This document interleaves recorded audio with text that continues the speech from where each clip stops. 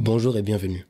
Aujourd'hui, on va faire une étude de prix. Alors, on va entrer en profondeur dans les prix, dans le marché, comme j'aime le faire en mentorat ou durant les cours, si vous m'avez en tant que formateur dans des cours. Donc, cette vidéo risque d'être longue, je pense, entre 40 minutes et 1 heure. J'espère pas plus, mais bon, on verra bien. En tout cas, elle va être très...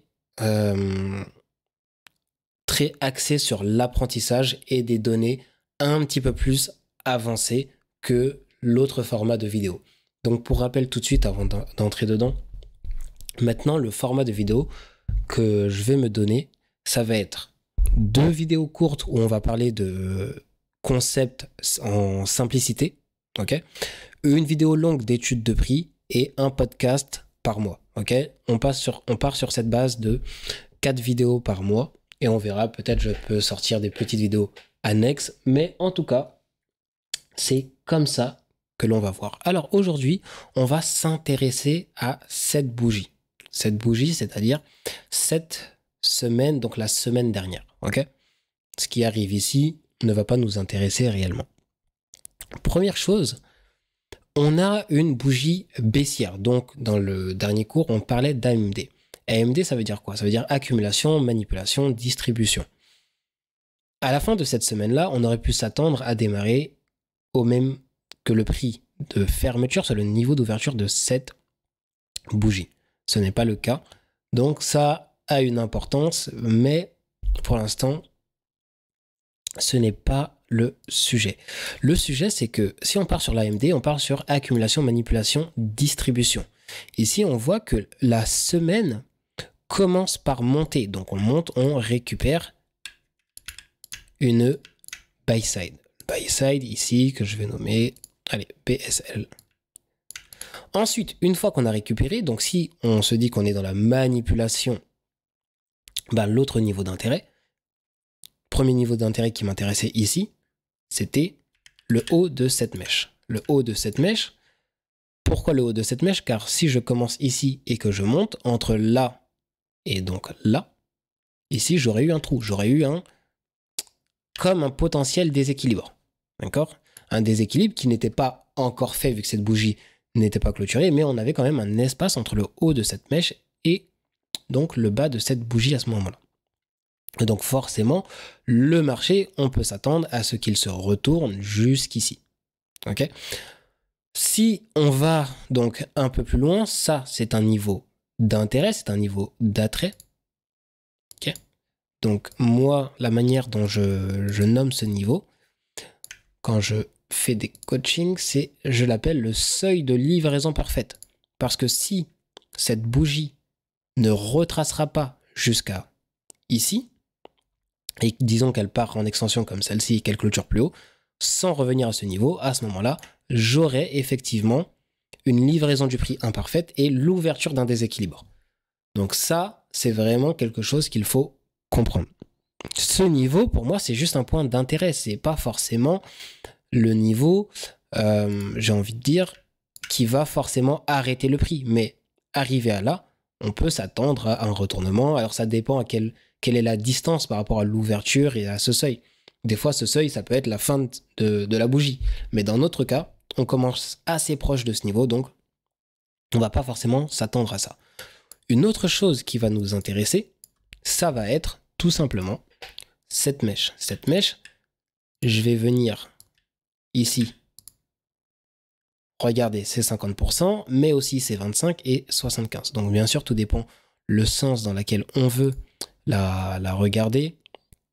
Donc ici, je pourrais la mettre en inverse. Ok.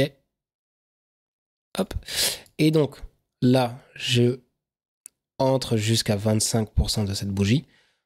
Ici, les 50 ne seront pas atteints, 75 et le 1 donc pour 100%. D'accord? Donc ça, c'est la base de notre enseignement du jour. Donc, maintenant qu'on a vu ça, on va venir à l'intérieur de cette bougie dans le time frame enfant, hop, comprendre ce qu'il se passe. Et là, maintenant, ce qui m'intéresse, c'est cela. Ici, on a donc le haut de notre semaine précédente qui a été récupéré avant que l'on retombe. Et si maintenant on arrive, donc ça c'est la journée de lundi, ok? Lundi, on clôture ici, on ouvre du coup un déséquilibre. Donc la logique que l'on a eue au niveau de la semaine, eh bien là on la voit. Ici, si cette bougie retraçait jusque-là, jusqu'ici, je n'avais donc mon seuil de livraison parfaite, il est là. Hop. Ok. Si cette bougie avait retracé, je n'aurais pas eu de déséquilibre. En l'occurrence, cette bougie clôture en laissant un déséquilibre. Ce déséquilibre va être un champ d'action, un vecteur très important pour le reste de notre semaine. Donc on voit que mardi, mercredi, jeudi, vendredi, on va rester contenu à l'intérieur de ce déséquilibre. Et là, on voit tout de suite que ça ne nous intéresse pas pour le cours, mais la semaine qui suit, on va revenir à 50% de notre déséquilibre, sur les 50% de notre déséquilibre avant d'exploser. Ok ?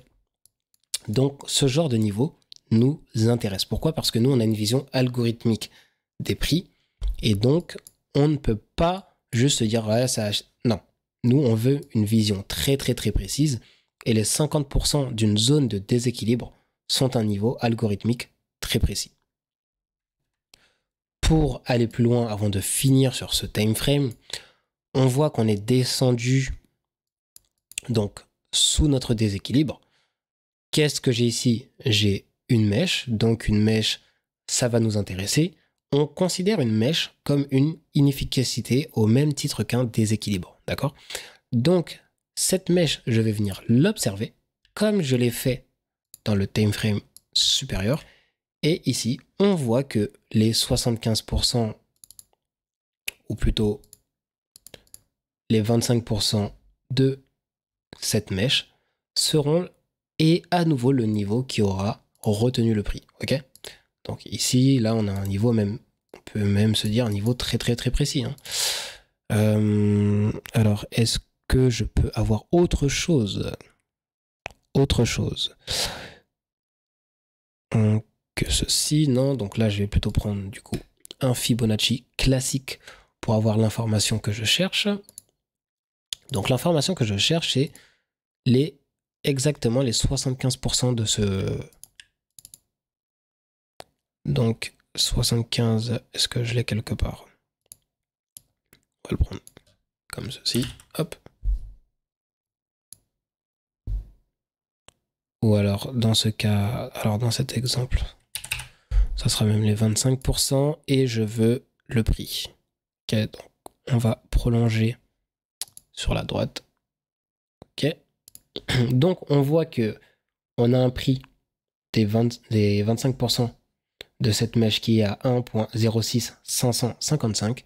Et si on regarde le bas de cette mèche, on est à 1.06557. Donc on est à 2 micropips, ok, 2 micropips de nos 25% de cette inefficacité. Allez, on va continuer dans la précision en descendant encore de time frame. Et maintenant, je passe en 1 heure. Hop. Ok. Et donc, maintenant qu'on a ça, on va venir délimiter notre semaine. Donc, une fois qu'on a délimité notre semaine, première chose qui nous saute aux yeux, c'est que notre semaine, elle commence, pour nous, même en horaire de New York, elle commence le dimanche soir. Le dimanche soir et s'arrête le vendredi soir, ok? Donc, entre ici et ici, c'est cool, mais ce qui nous intéresse aussi, c'est notre horaire de minuit, ok? Donc, c'est pour ça que ma box de semaine ici ne commence pas ici, mais bien ici, à minuit, ok? Donc maintenant, on va se poser la question de tout simplement comment comprendre et observer cette semaine. Donc, on a notre déséquilibre. Ok. Donc, on a notre AMD, hein, qu'on voyait dans le time frame supérieur, qui vient faire donc notre accumulation. Notre accumulation, en fait, notre accumulation, ça peut être notre prix d'ouverture. C'est-à-dire que, par exemple, ici, j'ai l'ouverture de ma journée de lundi. Ok. Donc, ce prix, je vais le mettre jusque-là, peut être considéré comme un niveau d'accumulation. J'ai même pas besoin de voir cette consolidation. Ici, j'ai mon A de mon AMD. Ensuite, accumulation, manipulation, distribution. D'accord? Et on peut se demander du coup, qu'est-ce qui va... La distribution, on est d'accord qu'elle doit aller chercher un objectif. Donc, quel va être l'objectif de cette distribution? Ok, donc on a notre AMD. On sait ici qu'on a les... qu'on a... désolé. Qu'on a le bas de notre déséquilibre qui a été un niveau de... On va appeler ça un niveau de support, qui a retenu le prix avant que le prix ne remonte. Ok, comme on le voit ici. D'ailleurs, notre déséquilibre, petit aparté, mais qu'est-ce que l'on voit? On voit ici, donc, un prix qui va partir, rebondir sur les 50% de notre déséquilibre. On sort, on retombe dedans juste avant l'explosion du prix. On avait autre chose qu'on observait sur la gauche. Vous vous rappelez, je vous ai parlé d'une certaine mèche avec, donc pour rappel, hein, donc d'une certaine mèche avec ces niveaux d'intérêt. Ok? Et les 25%, si maintenant je les affiche, on se rend tout de suite compte que nos 25% sont raccords avec le bas de notre déséquilibre. Pour rappel, donc cette semaine, si on la regarde comme une bougie, on a l'ouverture qui est là, on a la fermeture qui est là, donc tout ceci, c'est la mèche supérieure, tout ceci, c'est la mèche inférieure. Donc, c'est cette mèche-là qui nous sert d'échelle, ok? Les 25% de cette mèche, comme on peut le voir, même si, par exemple, j'enlève ce déséquilibre, les 25% restent un niveau de rejet cohérent. D'accord? Ensuite, qu'est-ce qui nous intéresse? On a notre AMD à nouveau. On doit savoir que généralement, notre partie de manipulation, elle va arriver dans la première partie de la semaine. Donc, entre lundi et mercredi, on va généralement avoir notre plus haut ou notre plus bas de semaine, qui va être à l'inverse du sens final de la semaine. Généralement, en termes de probabilité, si vous regardez par exemple 200 semaines, la plupart du temps, ça va tomber sur le mardi. Alors je dis pas genre 70% le mardi, ok? Mais la majorité du temps, ça va tomber sur le mardi. Ensuite, on aura le lundi qui viendra en second. Ensuite, le mercredi. Il y a certaines exceptions où le jeudi ou le vendredi, on va avoir une telle explosion du prix qu'on va avoir notre haut et notre bas, par exemple, qui peuvent être le jeudi ou le vendredi. Mais ça, c'est tellement rare que on ne va pas l'observer, on ne va pas le prendre en compte en termes de généralité. Pour ceci, il faut comprendre les annonces économiques et se dire, ok, peut-être cette semaine-là, j'ai une très très très grosse annonce qui va arriver, donc effectivement, même si je suis jeudi, je peux aller chercher des niveaux de prix extrêmes. Donc, à nouveau, AMD. Bon, bah, la manipulation, elle est là. Comment je fais pour comprendre ma distribution? Eh bien, pour trouver ma distribution, on a plusieurs principes. Notamment, par exemple, l'OTE. Si vous êtes des curieux de la smart money et vous connaissez les niveaux clés donc du retracement de Fibonacci qu'on appelle OTE, le voici. Donc, on a notre retracement par rapport à cette dernière jambe de prix. Cette dernière jambe de prix, par exemple, je vais la prendre, je vais regarder le bas de vendredi, le haut de lundi, et là, j'ai un superbe OTE. Donc, à partir de là, je peux entrer effectivement généralement à l'achat, mais on peut aussi regarder un autre niveau algorithmique qui est les 50% de notre OTE. 50% de notre OTE, on voit comment ça rejette le prix. Ça rejette le prix, ça ne veut pas dire que le prix ne va pas retomber juste après plus bas. Mais on a effectivement une réaction du prix très très forte à ce moment-là. On repart, on redescend, et cette fois-ci, c'est les corps des bougies qui ont du mal à venir vraiment clôturer en dessous. Là, c'est très léger, c'est très succinct ce qui se passe. Ok ? Donc, on a cette zone. Lundi, mardi, mercredi. Ensuite, si je suis dans mon OTE, c'est que le prix peut repartir dans l'autre sens. Jusqu'à où est-ce qu'il peut repartir ? Bah, si par exemple je prends en 50%, donc là vous allez faire un travail mental. Ok ? Si par exemple je vais prendre le haut et le bas, donc mercredi on a notre nouvelle AMD, donc là l'AMD du jour. Mercredi on a un prix qui commence par tomber. On récupère la sell side à ce niveau-là. On montre des signes de retournement. Bon ben, première chose que je vais faire, je vais me demander, ok, ce range, le haut, le bas, où sont mes 50%? Mes 50% sont à peu près dans cette zone. Ok, mais ça nous explique effectivement une remontée. On ne sait pas si cette remontée va être faite le mercredi. Est-ce qu'elle va être faite le jeudi? Par exemple, ici, le mercredi, on peut tout simplement viser le haut de notre précédente consolidation à ce niveau-là. Et donc le haut, ou même l'entrée ou les 50% de notre consolidation. Mais ici, j'ai un premier objectif avec derrière en plus une grosse consolidation qui arrive. Ok ? Jeudi, on va repartir sur donc à nouveau un AMD.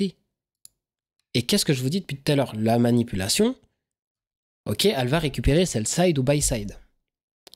Mais si vous suivez même les vidéos qui sont déjà sorties sur la chaîne, le prix est attiré par deux choses. Sell side et les imbalances. Donc, jeudi, avant de remonter vers un niveau que je vais vous afficher très prochainement, qu'est-ce qu'on fait? On redescend. On manipule. Donc, on manipule jusqu'à où? On manipule jusqu'à notre FVG. Fair Value Gap. En français, qu'est-ce que ça veut dire Fair Value Gap? Ça veut dire, donc c'est le fair de fair play, hein, mais qui veut dire correct. Value, c'est le value de valeur, mais qui peut être traduit par le mot prix, pour que ce soit plus cohérent dans notre esprit. Et gap, c'est un écart. Donc, on a un mot qui veut dire correct, ici prix, et ici écart. Donc en français, on va le traduire par quoi? Par un écart de prix qui est correct. Mais qui est correct pourquoi? Qui est correct dans ce cas pour acheter. Et dans quel cas est-ce qu'on achète? C'est simple, dans deux probabilités. Soit je suis à la vente et j'ai besoin de racheter ma position pour en sortir. Donc par exemple, si j'ai un TP, disons je suis entré à la vente, peu importe. Si j'ai un TP, je veux le mettre à l'entrée de ma zone. À l'entrée, pas tout au bout. Puisque à partir de là, c'est un niveau correct pour partir à l'achat. Ça veut dire, et pourquoi est-ce qu'il est aussi correct? Parce que ici, j'ai certes un imbalance, mais si je dois retracer sous mes 50%, le premier imbalance sous mes 50%, il est ici. D'accord? Allez, je vais lui mettre un petit peu de couleur pour donner un petit peu de vie. Hop. Donc, j'ai mon premier imbalance. Donc, imbalance, on rappelle que ça veut dire déséquilibre. Ok? Notamment ici, j'ai un déséquilibre haussier. Donc, un buy-side imbalance en anglais. Pourquoi? Parce que ici, c'est une bougie haussière où entre le haut de cette mèche et le bas de cette mèche, je n'ai eu que de l'achat sans contrepartie vendeuse, ni sur ma droite, ni sur ma gauche. Donc, j'ai un déséquilibre d'acheteur. Ok, donc ici, j'ai une zone de prix qui attend de la vente. Donc, si on arrive en tant que vendeur ici, ici, on leur donne la vente pour les acheteurs qui sont ici. Mais ça veut aussi dire que ici, c'est la zone idéale pour partir à l'achat. Ok? Partir à l'achat, pas ici, pas ici, dès l'entrée. Dès l'entrée. Ok? Pour l'instant, je ne parle pas du stop loss. Ok? Le stop loss, peu importe. Et du coup, puisque ce que je suis en train de vous dire là, c'est pas vraiment un modèle d'achat ou de vente. En tout cas, c'est comment se déplace le prix. Où est-ce qu'il bouge? Pourquoi? Comment? Et là, je suis pas en train de vous expliquer comment on participe au mouvement. Ensuite, donc on remonte. On remonte ici, j'ai une buy side. Ici, j'en ai une deuxième. J'ai des hauts à peu près équivalents. Donc en termes de buy side, on peut être ici, avec des hauts équivalents. Boum. Alors, je vais enlever ceci. Mais il ne faut pas qu'on oublie, à la base, on est sur ce range. Donc, maintenant, on va venir tracer et regarder ce qu'on a donc dans cette zone. Et dans cette zone, donc j'ai mes 50% à ce niveau-là. La première buy side sur les 50%, elle est ici. Au-dessus, j'ai celle-ci. J'ai celle-ci. Et là, on va remonter jusqu'à cette imbalance 1 heure. D'accord? Donc oui, il y en a d'autres. Il y a un peu plus haut, il y avait un peu plus bas. D'accord? Là, je ne suis pas en train de vous expliquer comment déterminer le bon, à nouveau, mais on a bel et bien notre imbalance. Cette imbalance, c'est un sell-side imbalance. Donc si je suis à l'acheteur, eh bien ici, j'ai des vendeurs qui n'attendent que des positions d'achat des acheteurs pour pouvoir leur vendre ce qu'ils ont sur les bras. Ça veut dire que si je suis acheteur ici, bah, je peux être vendeur ici. J'ai acheté un produit, pour m'en débarrasser, j'ai besoin de le revendre. D'accord? Pour sortir d'une position d'achat, je vends. Ou, à contrario, ici, j'ai une zone de vente. Pareil, je ne m'occupe pas du stop loss dans ce cas. D'accord? Je ne m'occupe pas du stop loss. Et du coup, après, bon, bah, on va pouvoir aller regarder, par exemple, qu'est-ce qui se passe. Donc ici, on va d'abord retomber jusqu'à notre sell side qui était là. D'ailleurs, on fait des bas équivalents. Ok. Et donc, on va voir. Si, par exemple, jeudi, je vise le bas de mercredi, je ne sors pas de position. Par contre, je sortirai de position le vendredi. D'accord? Donc, on est là, on évolue entre nos différentes zones de 50% qu'on considère comme du premium et du discount. Ok? Premium, discount, donc j'ai pas besoin d'indicateur, j'ai pas besoin de RSI pour savoir si un prix est suracheté ou survendu. Hein. Tout simplement, une simple règle telle que le Fibonacci est largement suffisant pour le comprendre. Et ensuite, on va pouvoir aller encore une fois un peu plus loin. Donc maintenant, j'aimerais qu'on s'intéresse à notre journée de jeudi, celle qui était tombée dans ce fair value gap, remontée puis retombée. Okay, puisqu'il y a pas mal de choses intéressantes à aller voir. Donc, on revient un petit peu en arrière et nous revoici sur notre zone d'intérêt. Alors, je vais enlever un petit peu ce qui est ici. Ok, hop, on va faire ça. Donc effectivement, on a notre lundi, mardi, mercredi, jeudi, vendredi. Et là, on va juste s'intéresser à ce jeudi. Donc, on a nos différentes sessions. Nos sessions, c'est le moment où on a le marché qui va le plus évoluer. Okay?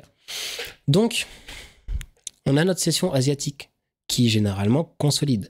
Il y a beaucoup de stratégies où on va attendre que le bas de la session asiatique soit récupéré pour repartir dans l'autre sens et inversement. Ici, on n'est pas sur une semaine qui est vraiment opti pour pouvoir le faire. Ce qu'on peut remarquer, c'est que le bas avait été récupéré, donc le bas de la session asiatique avait été récupéré avant l'ouverture de Londres, ok, et ensuite qu'on est venu retracer donc dans cette zone de prix. Londres. qu'est-ce qui nous intéresse ici, dans notre petite session? Donc, cette session, elle est, je dirais pas sans saveur, mais elle est très simple, mais elle est très capricieuse. Ok? Ici, il faut le voir. Donc, je suis en 15 minutes. Et donc, j'ai ma session qui va commencer. Et la seule chose qu'elle va faire au tout début, c'est venir récupérer cette simple petite buy side qui est ici, qui va lui servir comme niveau de manipulation avant de tomber. Et jusqu'à où est-ce qu'elle va tomber? Qu'est-ce qu'on a ici? On a donc notre fair value gap que l'on avait observé en 1 heure. Et quand je regarde à l'intérieur, ici, j'ai un deuxième fair value gap. Ok? Ce fair value gap, c'est celui qui va me servir de point d'intérêt pour la descente. Ok? Donc j'ai une descente qui va partir jusqu'ici. Si je regarde le range de la veille, donc le range de la veille, donc le bas, ou du moins la dernière jambe de prix, puisque le bas de la veille, il est ici. Si je regarde de là à là, et bien ici, sous les 50%, j'ai d'abord des bas équivalents à ce niveau-là, et j'ai surtout un imbalance. Ok? Donc, mon premier obstacle au prix, il est ici. Ensuite, j'ai un prix qui va se retourner, qui va donc faire un modèle d'achat pour pouvoir remonter à nouveau jusqu'à notre imbalance H1 qui est ici. Et donc maintenant, on a un prix donc, qui part donc, durant notre session de New York jusqu'à en haut, ok, pour aller chercher une buy side et donc revenir donc dans notre imbalance H1. Ok, on n'ira pas jusqu'en haut de cet imbalance. C'est pour ça qu'on ne peut pas toujours affiner, parce que si vous vous dites, ok, là j'ai mon imbalance, mais ici j'ai un imbalance 15 minutes, donc je vais viser l'autre côté de mon imbalance H1. Non, ici par exemple, vous seriez passé à côté de votre trade. On entre et on sort à l'entrée de nos zones, même si on a envie de tout couvrir. Si je dois mettre un stop loss, par exemple, si je veux prendre la vente et que j'ai envie de mettre un stop loss, le stop loss, bien évidemment, que je le mettrai au-dessus de toute ma zone. Mon entrée en position, mon TP, il va être à l'entrée. Mon stop loss, il va être plutôt de l'autre côté. Ok? Car on n'a aucune idée de à quel point. Mais regardons cette petite zone. Et à nouveau, on a, donc je prends mon imbalance, je trace mon petit 25, 50, 75%, et à nouveau, j'ai un 25% qui va à nouveau faire réagir le prix. Ok? Donc là, vraiment, on est vraiment sur de la précision algorithmique. On pourrait encore se poser la même question que tout à l'heure, c'est-à-dire prendre un Fibonacci, ici par exemple, et du coup, s'apercevoir que nous sommes à 1 micropips, donc là le niveau des 25% de mon déséquilibre est de 1,07249 et ici le haut, donc le micropips supplémentaire 250. Ok, ce micropips a son importance. Ensuite, les objectifs sont atteints, le prix peut donc se retourner et il va commencer à partir. Donc on va attaquer la dernière jambe de notre journée. Alors généralement en Forex, on veut trader que le matin. D'accord? Ce genre de prix qui arrive l'après-midi, c'est très très rare. Ok? Donc, le matin, session asiatique entre 20h et minuit. Session de Londres entre 2h et 5h. Session de New York entre 7h et 9h. Personnellement, j'aime bien la pousser jusqu'à 10h. Donc, l'horaire que je transmets à mes élèves en mentorat privé, c'est 7h, 10h, mais le vrai horaire de session, selon l'enseignement de ICT, c'est 7h, 9h. Ok. Ensuite, on a 10h midi qui correspond donc à la session de London Close, autrement dit la fermeture de Londres. Ok, donc on a une session de Londres qui part de là jusqu'à ici. Donc pareil, hein, on l'a fait démarrer à 2h, mais dans certains cas, on peut considérer qu'elle débute à 1h. En réalité, entre 1h et 2h, c'est plutôt ce qu'on va considérer comme la pré-session, ce qui arrive avant le moment phare de notre session. Ok. Donc, maintenant qu'on a toutes ces informations, eh bien, si on prend une vente ici, on s'en fiche, comme on peut le voir, jusqu'à où est-ce que l'on peut viser? Bah, idéalement, on va se dire, bon, bah, on va viser le bas, à ce niveau-là. Ok? Mais moi, mon vrai TP, il serait ici. D'accord? Mon vrai TP, il serait par là. Et donc là, vous vous demandez pourquoi. Donc, je vais vous l'expliquer, mais d'abord, on va revenir sur autre chose. Donc, lorsque l'on prévoit une semaine, on peut regarder ces annonces économiques pour se dire, ok, il va se passer telle chose. Par exemple, lundi, on n'a aucune annonce sur USD. C'est important, puisque ça veut dire qu'on va avoir une journée qui ne va peut-être pas être si explosive que ça. Pour rappel, le lundi, on est sur cette petite journée avec une simple manipulation et un retracement bien gentil. Mardi, qu'est-ce qu'on a? On a du FOMC en orange, trésorerie, inflation, c'est un peu mieux, mais on n'est toujours pas sur de l'explosivité. Donc on retrace toujours tranquillement. Mercredi, discours de Powell. Discours de Powell, on sait que à 9h15, le marché peut être amené à changer de sens. Qu'est-ce qui se passe? 9h, donc vous comprenez, même si c'est une bougie d'une heure, qu'il s'agit de 9h15. 9h15, on a le marché qui change de sens, qui donc remonte. Il va atteindre le haut de cette journée-là, donc le haut de la veille. Il ne remonte pas directement jusqu'à cette zone. Ensuite,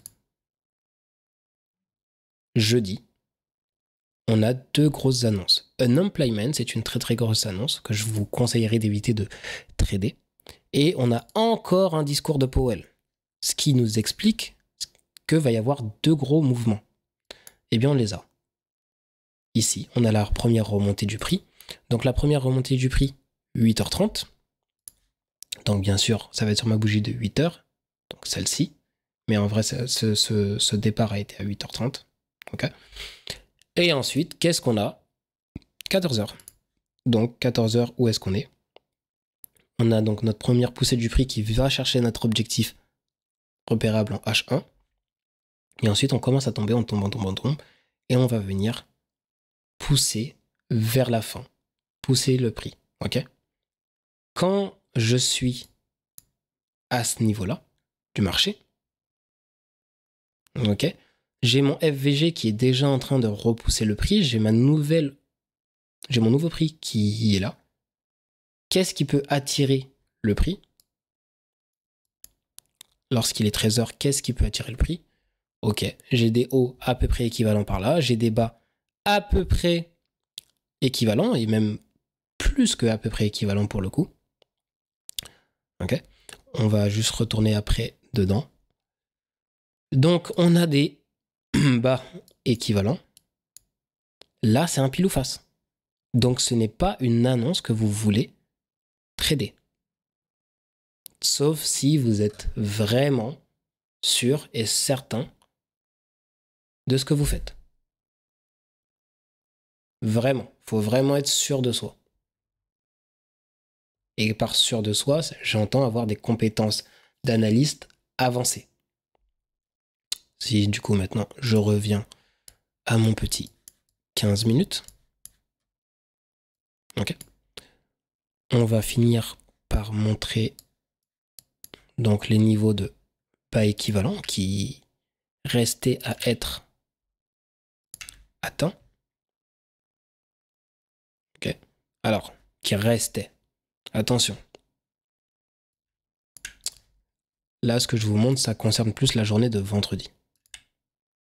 Ok, on a donc 2 niveaux de prix au micropips près, ok, déterminés par l'offre et la demande.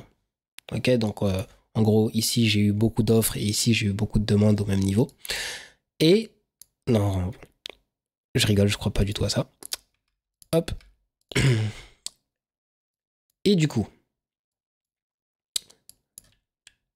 ici on a un rejet très fort du prix, ok. On remonte jusque là. Quand je suis ici et que je regarde le prix,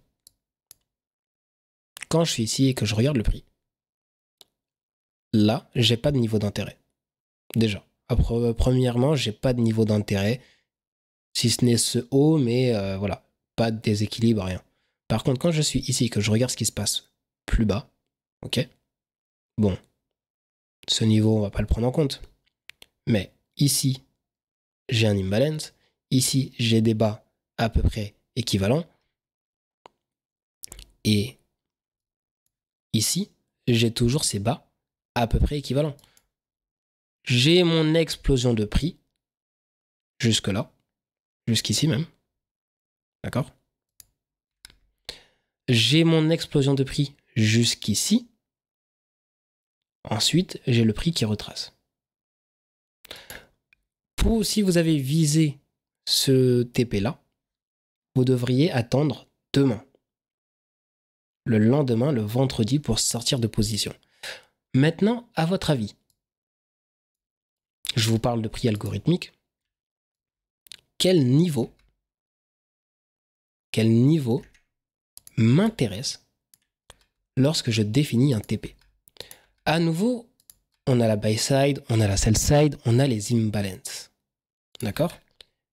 Disons que ma sell side, mon TP, mon objectif, il est ici. D'accord? Disons, mon objectif, il est ici. Jamais, au grand jamais, je ne mettrai mon TP ici. Ou alors, où est-ce que serait mon TP? Mon TP serait sur les 50% de la mèche de mon TP idéal. En gros, mon objectif, il est là. Je prends les 50% de cette mèche et je définis ce niveau-là comme un point d'intérêt. 50%, 25, 75, vous avez compris. Ce sont des niveaux très sensibles. Et voici comment je serais sorti de position, idéalement, le jour même de cette descente. Ici, on trouve, et en plus, c'est un niveau, vous voyez, qui va retenir le prix. D'accord? Donc, on se retrouve très très vite pour une nouvelle vidéo de formation. La semaine prochaine, je vais vous sortir un podcast. Ok. Un podcast qui me tient très très très à cœur. C'est avec une personne que j'adore collaborer. Et ensuite, les 2 semaines qui suivront, on recommencera à apprendre des concepts un peu plus simples, des concepts qui vous aideront forcément dans vos analyses. Jusqu'à qu'on se reparle, ciao ciao. Et n'oubliez pas, si vous aimez mon travail, un pouce bleu, un commentaire, n'hésitez pas à partager, c'est vraiment ça qui m'aide. Et si vous voulez un mentorat privé, bon bah, vous savez où me trouver.